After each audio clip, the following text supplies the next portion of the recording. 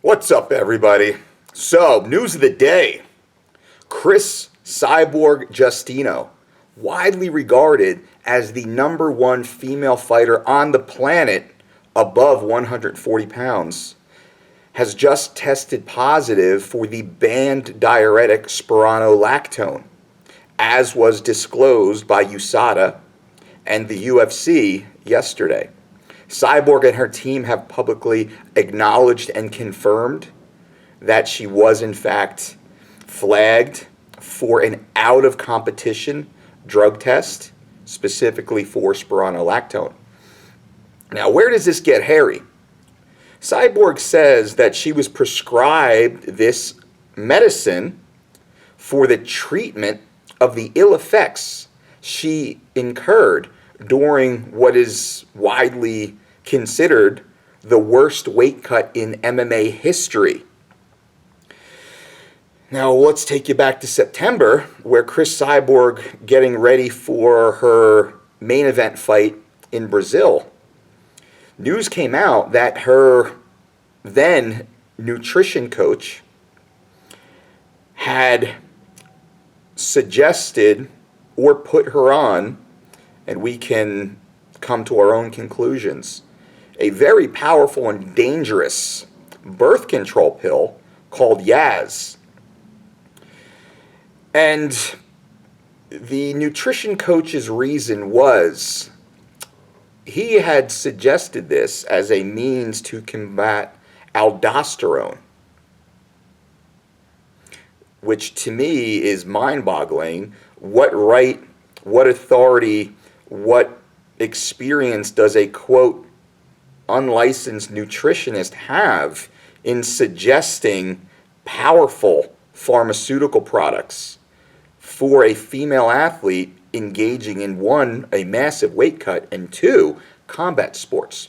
Now, Yaz is the most unpopular of birth control pills nationwide. There was actually disclaimers put on Yaz disclosing the possible and severe health issues that can come as a result of using Yaz, unlike any other birth control.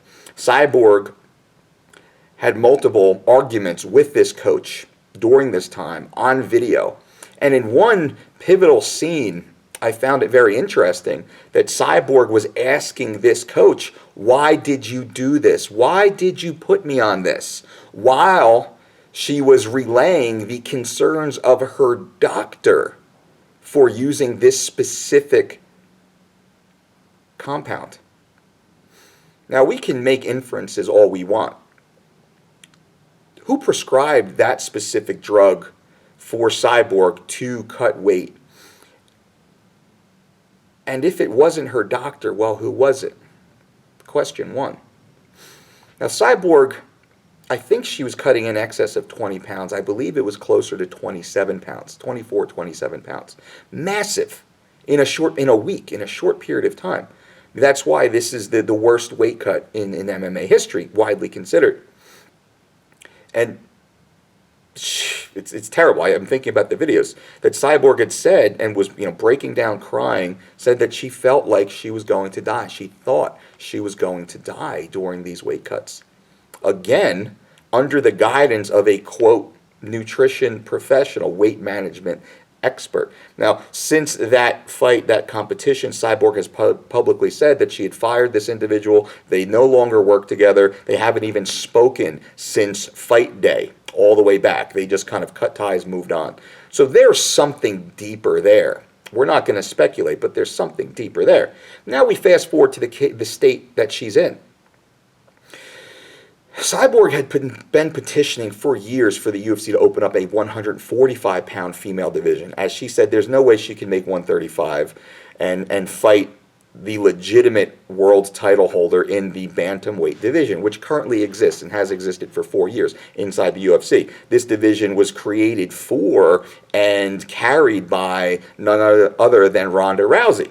Ronda Rousey lost her title in November of 2015, and since then, the belt has changed hands 3 times, for Ronda to Holly Holm, Holly to Miesha Tate, Miesha to Amanda Nunes. Now Ronda fights Amanda Nunes December 30th here in Las Vegas.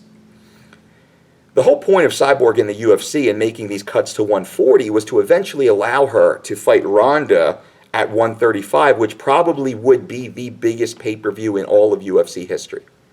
That was the intention.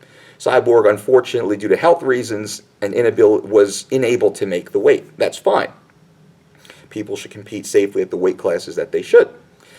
Now, why she and her team resorted to such dangerous methods for that fight back in September, using that powerful pharmaceutical, which has obvious lasting effects, and going through such a rigorous weight cut has such obvious lasting effects. The UFC finally did, this past month, open up the 145-pound featherweight division for females, and they wanted Cyborg to fight for the inaugural title. Unfortunately, Cyborg was unable, as she was still suffering ill effects of that terrible weight cut in September. That was on 8 weeks' notice, which is a normal training camp, mind you. So the UFC said, okay, can't do it in 8 weeks. How about 11 weeks from now? We'll give you more time. Cyborg said, no, I can't do that. Still, my body's not ready. And the UFC said, okay. And they pushed to a date even farther in the future. And again, Cyborg said, no, she can't do that. And that struck everyone as odd.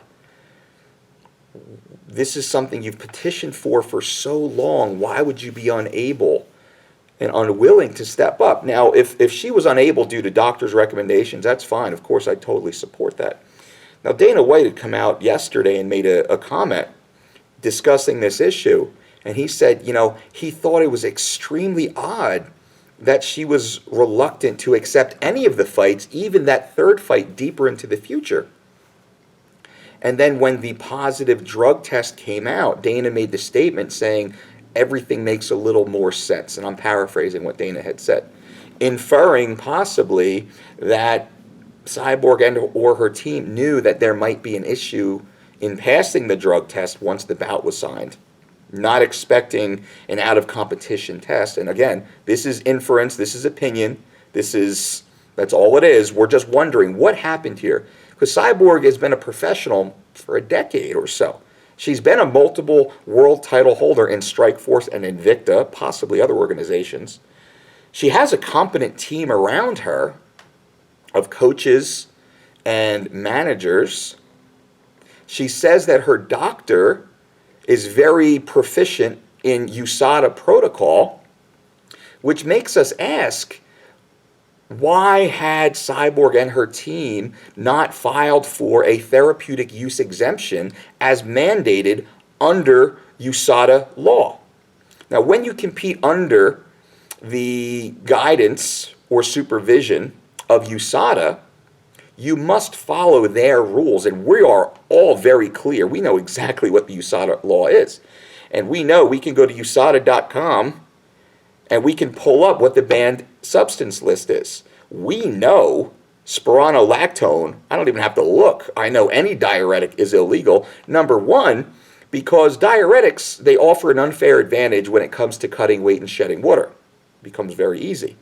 But number two, and I believe the real reason that diuretics are banned is because diuretics are very powerful masking agents for performance-enhancing drugs. Mark Raimondi from MMAfighting.com, one of the largest mixed martial arts websites in the world, had also stated and confirmed that this specific diuretic, spironolactone, can and is often used to mask performance-enhancing drugs. Now, we're not saying or alleging or even inferring that this was Cyborg's intent. I do believe that she was suffering the ill effects of that terrible weight cut. And I do believe that she was under competent medical supervision. And for whatever reason they were prescribing the spironolactone was legitimate. Where they messed up was not contacting USADA and not filing for a therapeutic use exemption. That's where this whole story goes off the rails. If you are going to consider taking a substance that is banned by USADA, you must contact USADA and get their opinion and get it in writing and get their approval. Everything these days, we know, has to be in writing. You had Lyoto Machida banned a 2-year suspension for taking a DHEA supplement purchased over the counter at a vitamin store. DHEA, he's out for 2 years. Now, possibly he legitimately didn't know that was banned, but before an athlete consumes anything, they must go to the USADA list. No matter how simple, no matter how risk-free the product seems, you must go to USADA's website. You must clear it, and you can call Jeff Novitzky, the UFC's head of athlete health and safety. Jeff makes himself available for every athlete by phone, by text, by email. He's probably the busiest guy in the organization, and he's the easiest to get in touch with. I've never not had Jeff Novitzky call or text me back immediately. So now Cyborg is looking at a minimum 1-year suspension. That's a big one, because this is a young lady who's in her prime. And to take a year off, to take a year away and allow that division to pick up speed, and who knows, it could be larger than a 1-year suspension.